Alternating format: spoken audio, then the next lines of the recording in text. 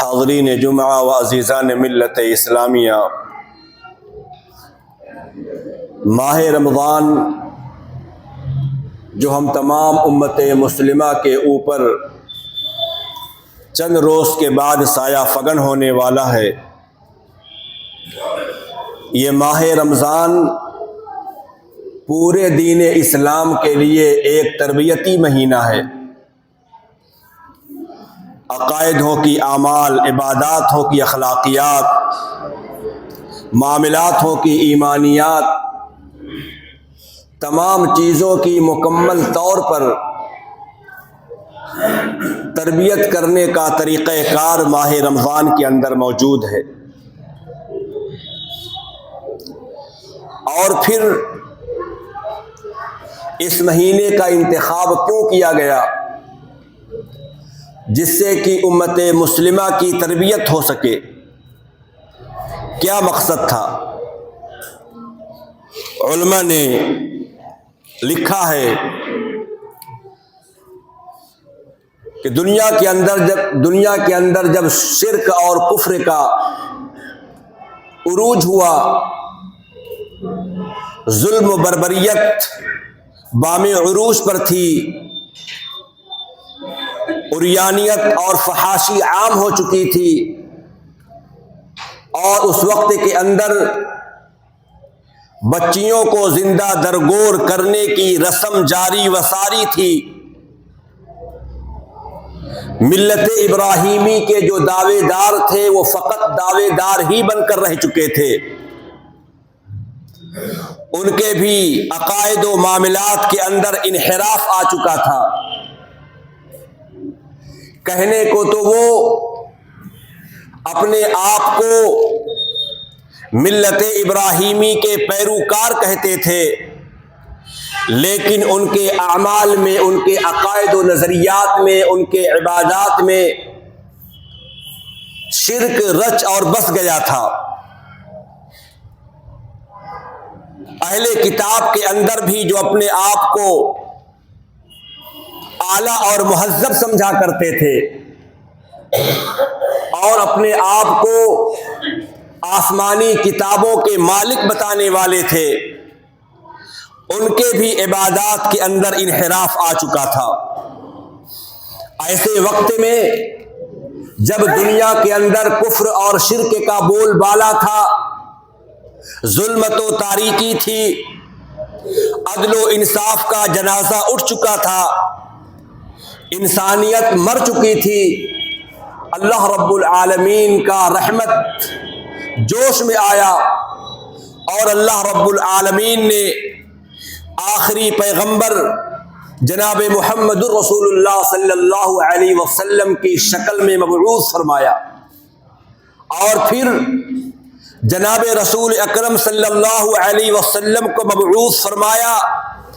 اسی کے ساتھ ساتھ اللہ رب العالمین نے آپ کو کتاب ہدایت سے بھی نوازا۔ آپ صلی اللہ علیہ وسلم کو قرآن جیسی عظیم کتاب بھی عطا کی گئی، اور قرآن مجید جس مہینے میں اتارا گیا وہ مہینہ ماہ رمضان کا تھا، اور ماہ رمضان کے اندر جب اس کتاب کا نزول ہوا تو یہ مہینہ بابرکت، یہ مہینہ فیوز و برکات کا مالک، اور ساتھ ہی ساتھ اللہ رب العالمین نے شکرانے کے طور پر اس مہینے کے اندر روزوں کو فرض قرار دیا، کیونکہ یہ مہینہ شکریہ کا بھی مہینہ ہے۔ اسی مہینے کے اندر قرآن کریم نازل ہو رہا ہے، اور یہ مہینہ تربیت کا بھی مہینہ ہے کہ انسان کے اندر نکھار کو پیدا کیا جا رہا ہے، اس کی تربیت کی جا رہی ہے، اس کے اندر تقوی اور پرہیزگاری کے اوصاف کو پیدا کیا جا رہا ہے۔ چنانچہ یہ روزہ، یہ ماہ رمضان ہمارے اندر تربیت پیدا کرتا ہے، اور ساتھ ہی ساتھ یہ درس اور پیغام دیتا ہے کہ روزہ جو کہ اللہ رب العالمین کی جانب سے ایک فریضہ ہے، یہ روزہ جہاں ایک عبادت ہے، ساتھ ہی ساتھ یہ پیغام اور درس بھی دیتا ہے کہ بندے کے اندر اللہ رب العالمین کی ذات پر بھروسہ اور بڑھا دیتا ہے۔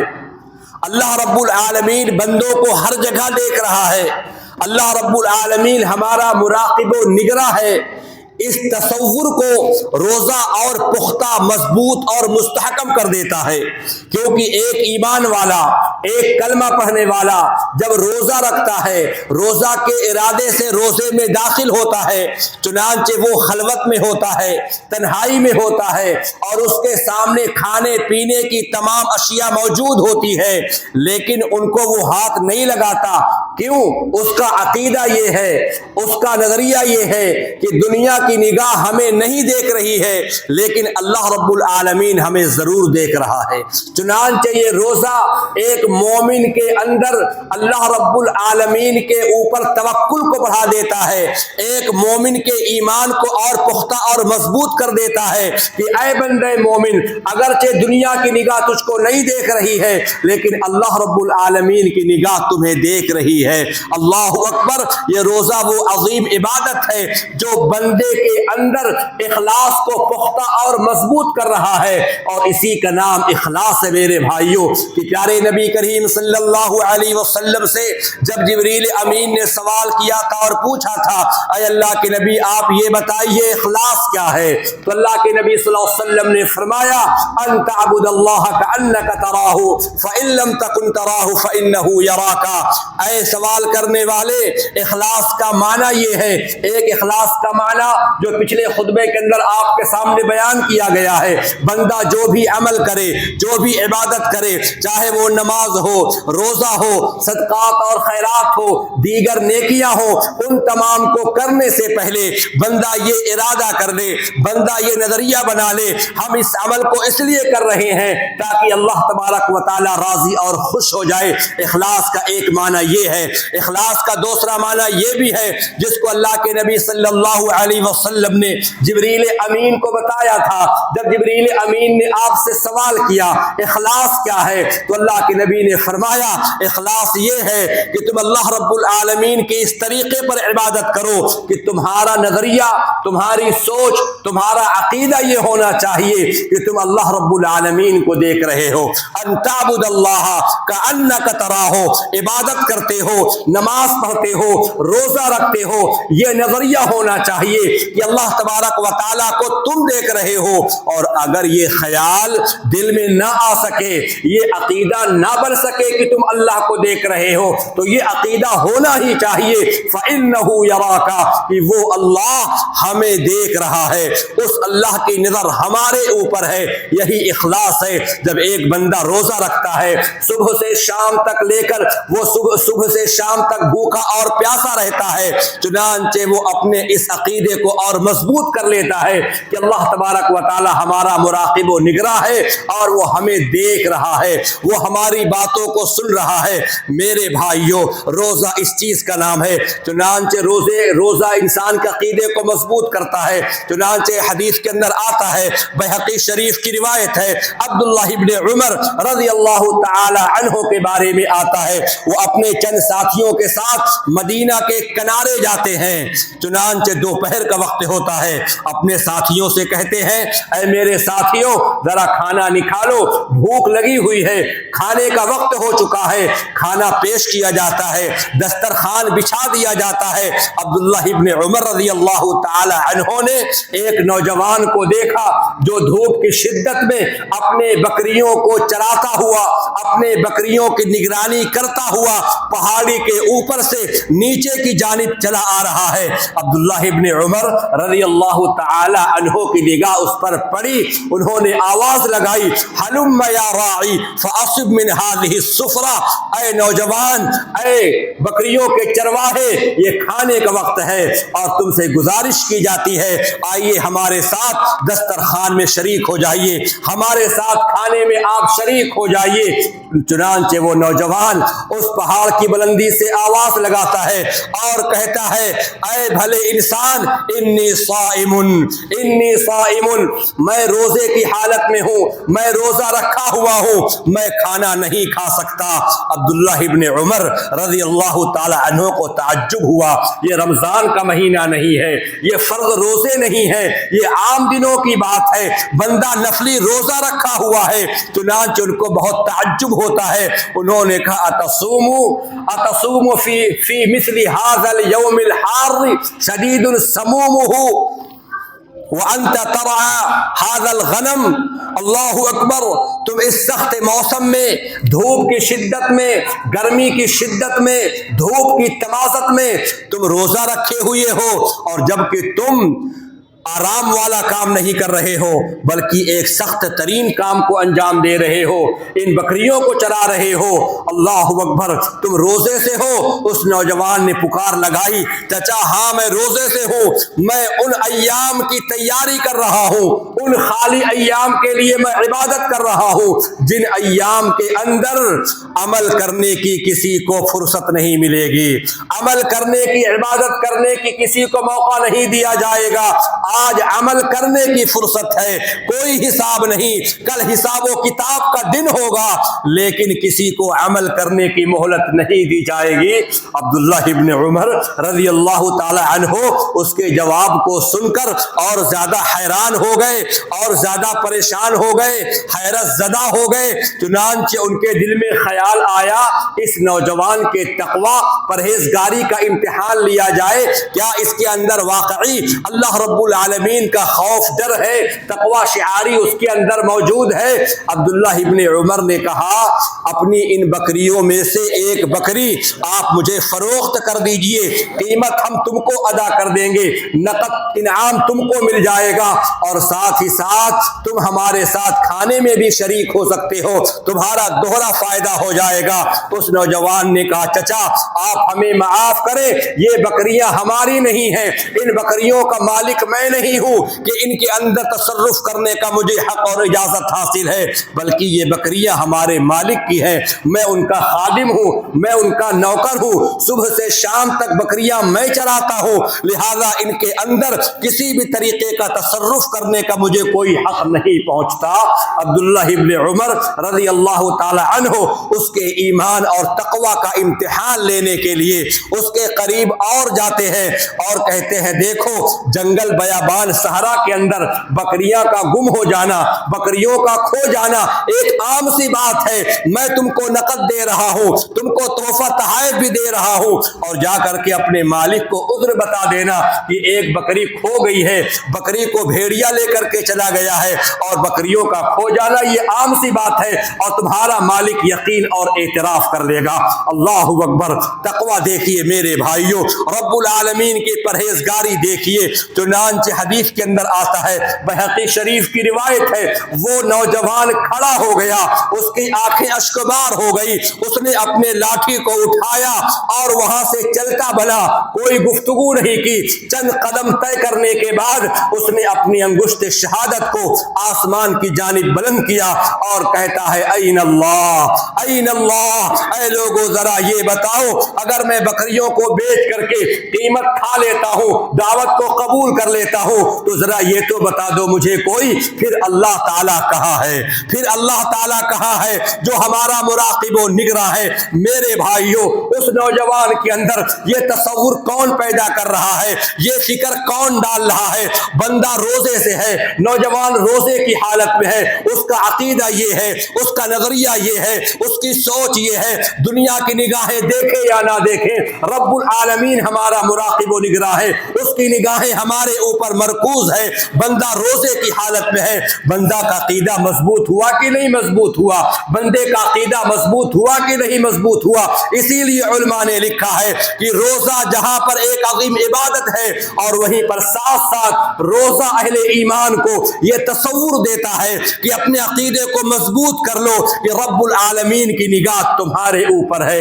میرے بھائیوں، اسی طریقے سے روزہ جہاں پر بندے کے ایمان کو مضبوط اور پختہ اور مستحکم کرتا ہے، وہیں پر یہ روزہ انسان کی اہل ایمان کی نفسوں کی تربیت کرتا ہے، انسان کے نفس کی وہ تربیت کر دیتا ہے، کیونکہ انسان کے اندر، اولاد آدم کے اندر دو چیزوں کی بڑی شدید خواہش ہوتی ہے، اور زیادہ تر گناہ اس دنیا کے اندر جو رونما ہو رہے ہیں انہی دو خواہشات کی تکمیل میں ہو رہے ہیں۔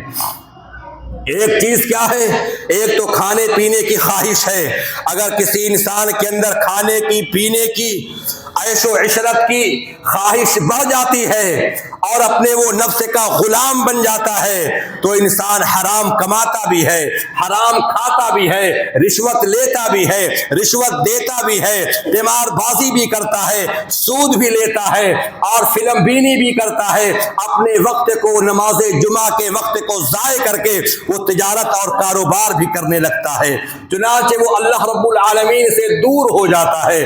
کیا معاملہ ہوا؟ لیکن ایک بندہ جب روزے کی حالت میں ہوتا ہے، یہ تو ایک معاملہ ہو گیا، ایک بندے کی خواہش کھانے پینے کی جب خواہش بڑھ جاتی ہے تو بندہ عیش و عشرت میں پڑ کر کے حرام خوری کرنے لگتا ہے اور حرام کھانے لگتا ہے، حرام کمانے لگتا ہے۔ اور اسی طریقے سے ایک خواہش ہے، خواہش جنسی خواہش ہے، خواہشات نفسانی ہے، عورت کی طلب ہے۔ اگر بندے کے اندر یہ چیز پیدا ہو گئی، بری عادت اس کے اندر پیدا ہو گئی تو وہ انسان، وہ کلمہ پڑھنے والا، وہ مسلمان غلط کاری میں، بدکاری میں پڑ جاتا ہے اور اپنے نفس کو وہ میلا کر دیتا ہے۔ اب ذرا ہم اور آپ سوچیں، ایک بندہ اگر روزے کی حالت میں ہوتا ہے، صبح سے شام تک وہ روزہ رہتا ہے، اس کے اندر کیا تڑپ ہے، اس کا کیا نظریہ ہے، اس کی کیا سوچ ہے؟ میرے بھائیوں، ہم اور آپ ذرا غور کریں۔ ایک مسلمان اگر روزے کی حالت میں ہوتا ہے، اس کے سامنے پانی موجود ہے، کھانے پینے کی چیزیں موجود ہیں، اور یہ ساری چیزیں حلال ہے کہ نہیں حلال ہے؟ ساری چیزیں حلال ہیں، حتیٰ کہ اس کے سامنے سب سے بابرکت پانی، سب سے خیر و برکت کا پانی، آب زمزم اگر موجود ہے، مکے کی عجوا کھجور بھی اگر موجود اس کے سامنے ہے، اور وہ روزے کی حالت میں ہے، تو حلال چیزوں کو وہ ہاتھ لگائے گا؟ روزے کی حالت میں نہیں لگائے گا۔ کیوں؟ اس کی نیت یہ ہے، اس کی سوچ یہ ہے کہ رب العالمین نے فرما دیا اتم الصیام الی اللیل، اے میرے بندو روزہ پورا کرنا ہے تم کو شام تک، سورج کے ڈوبنے تک، ساری چیزیں حلال ہیں، پانی حلال ہے، کھانا حلال ہے، کھجور حلال ہے، پھل فروٹ حلال ہے، لیکن بندہ اپنے ہاتھ کو آگے نہیں کرتا۔ کیوں؟ اس لیے نہیں کرتا ہے کہ میرے رب کا یہ حکم ہے کہ روزے کی حالت میں حلال چیزیں تیرے لیے حرام ہو چکی ہیں۔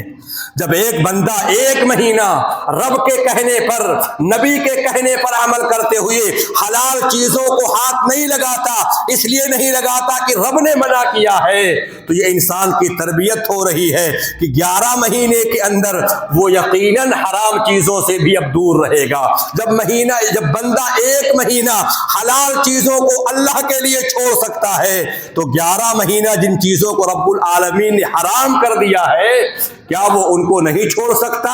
بندے کو یہ تربیت دی جا رہی ہے، بندے کو فکر دیا جا رہا ہے کہ جن حلال چیزوں کو تو نے اللہ کے کہنے پر چھوڑ دیا ایک مہینے کے لیے، اور جو چیزیں حرام ہیں، شراب حرام ہے، سود حرام ہے، جوا حرام ہے، قمار بازی حرام ہے، یہ ساری چیزیں حرام ہیں، ان کو بھی رب کے کہنے پر تو چھوڑ دے۔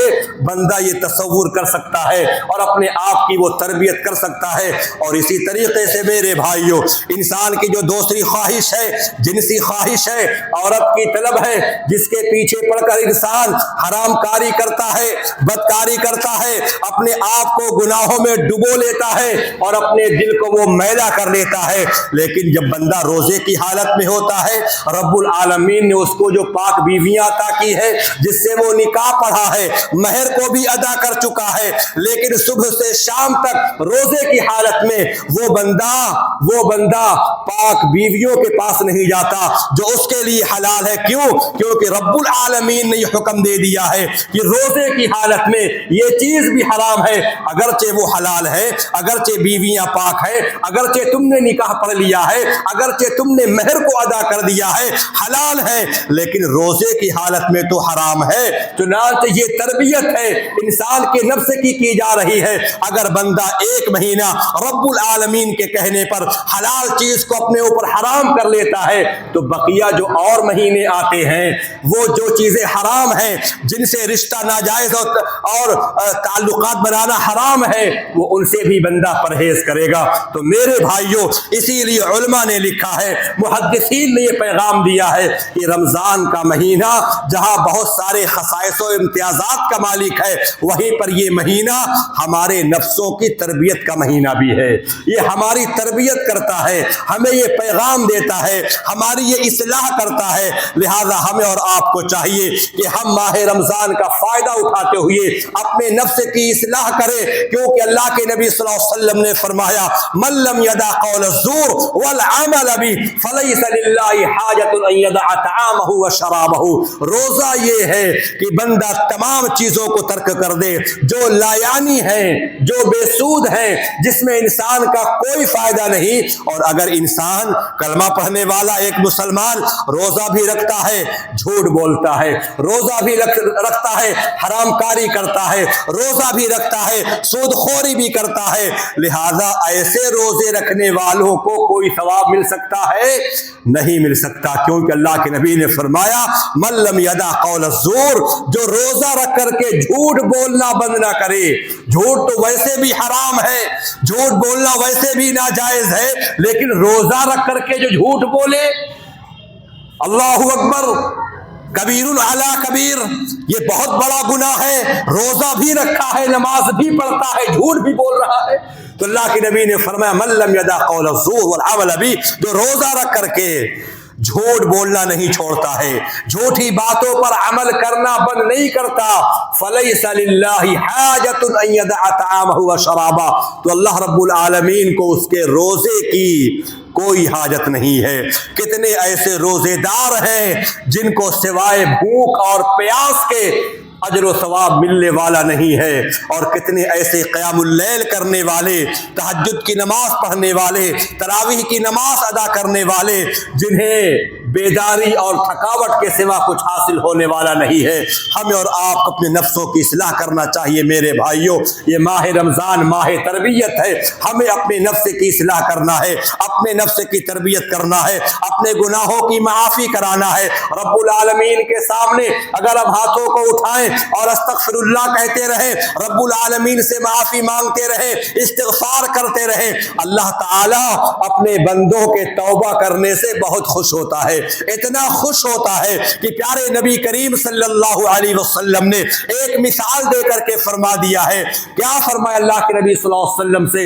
لَلَلَّهُ أَشَدُّ فَرْحًا بِتَوْبَةِ عَبْدِهِ، اللہ تبارک و تعالیٰ اپنے بندوں کے توبے سے اتنا زیادہ خوش ہوتا ہے، اتنا زیادہ خوش ہوتا ہے جتنا خوش وہ مسافر ہوتا ہے جو اپنے اونٹنی پر، اپنے سواری پر سوار ہوتا ہے اور اس کے ساتھ اس کا زاد راہ ہے، کھانے پینے کا سامان ہے، اپنے سواری پر سوار ہوا، اپنے کھانے پینے کی چیز کو اپنے سواری پر رکھتا ہے اور لمبے سفر پر نکل جاتا ہے. سفر کرتے کرتے اس کو تھکاوٹ کا احساس ہوتا ہے، سواری کو روکتا ہے، کھانا پینا کھاتا ہے اور درخت کے نیچے آ کر سوچتا ہے کہ تھوڑی دیر آرام کر لوں، اس کے بعد ہمیں سفر پر نکلنا ہے.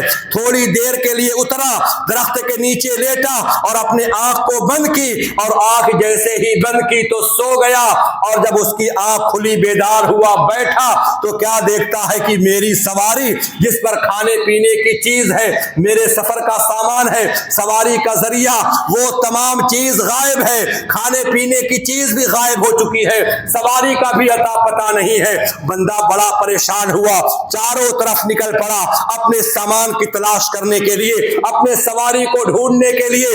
تھک گیا، بالکل ٹوٹ گیا، بکھر گیا، اس کو اس کی سواری सवारी कहीं नजर ना आई।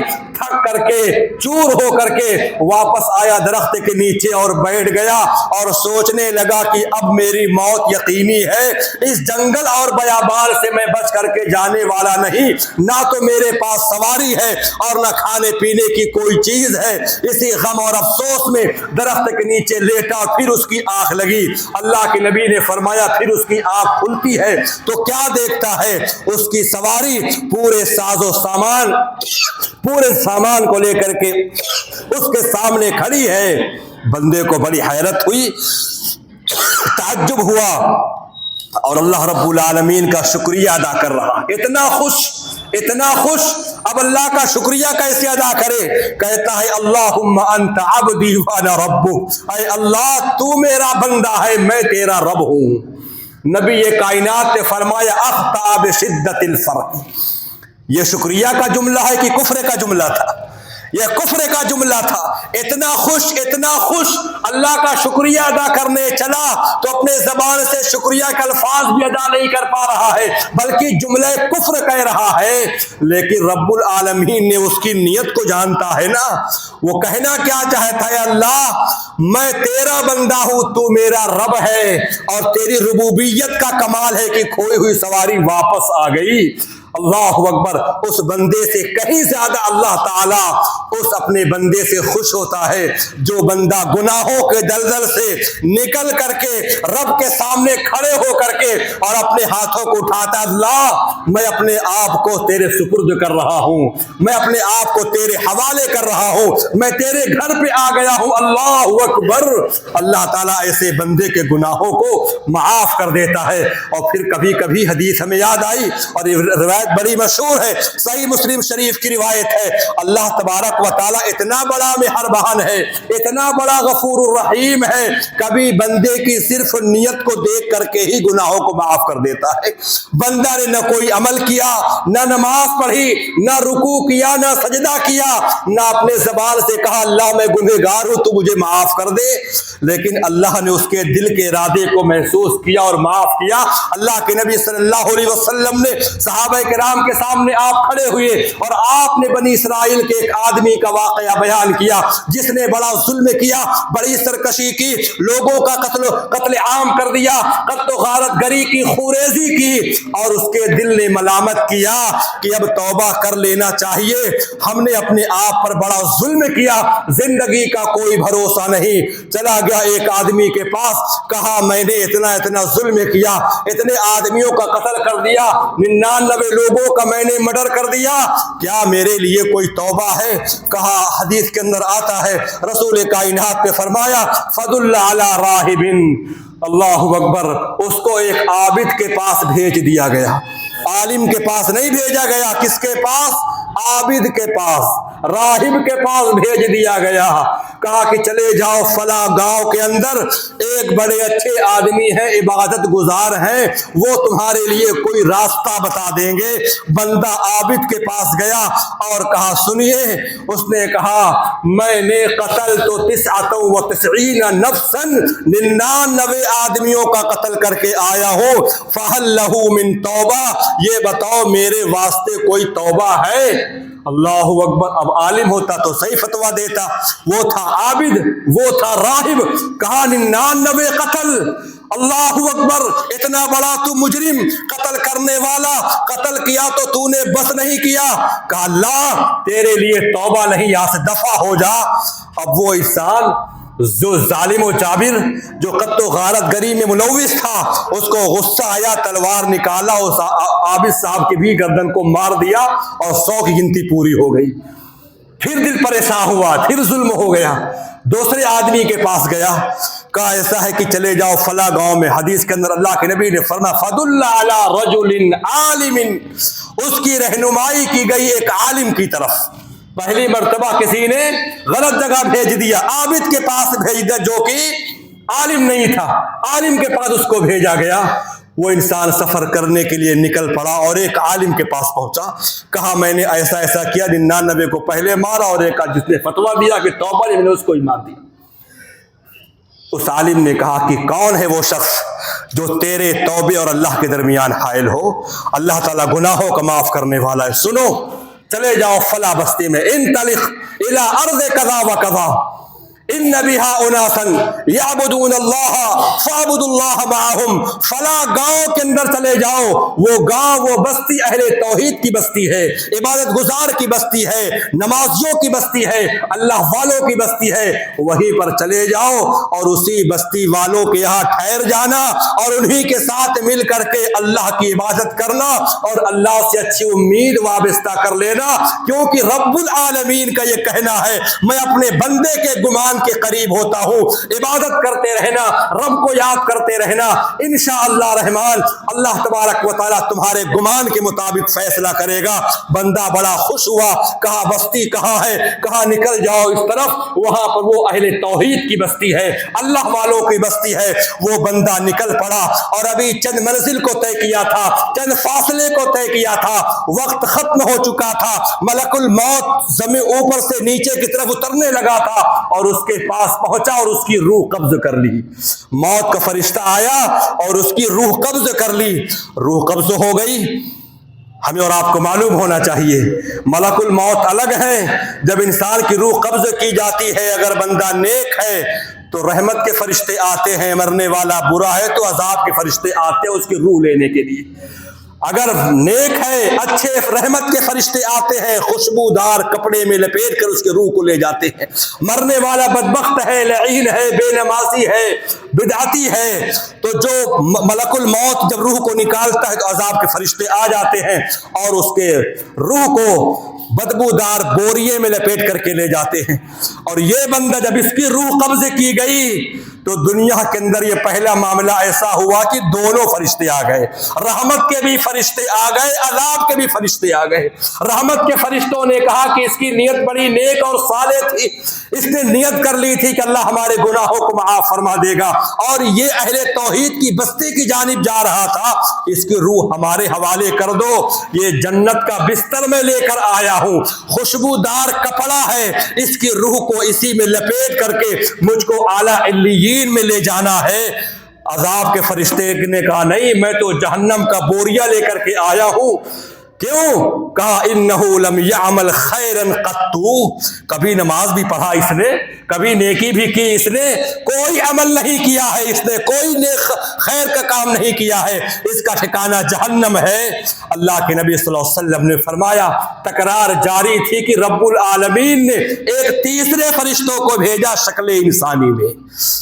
ملک الموت نے روح نکال کر کے اب کس کو دے؟ دو فرشتے آئے تھے، عذاب کے بھی رحمت کے بھی، اللہ رب العالمین نے اور فرشتوں کو بھیج دیا شکل انسانی میں جو ان کا فیصلہ کر سکے۔ کہا ایسا ہے جس بستی کے زیادہ قریب ہے، اگر اہل توحید کے بستی کے زیادہ قریب ہے، اس کا حشر اہل توحید کے ساتھ ہوگا۔ اگر یہ جس بستی کو چھوڑ کر کے آ رہا ہے ناپاک لوگوں کی، ظالموں کی بستی کو چھوڑ کر کے، اگر اس بستی کے یہ قریب ہے تو اس کا حشر ظالموں کے ساتھ ہوگا، ظالم جابر کے ساتھ ہوگا، فرعون کے ساتھ ہوگا۔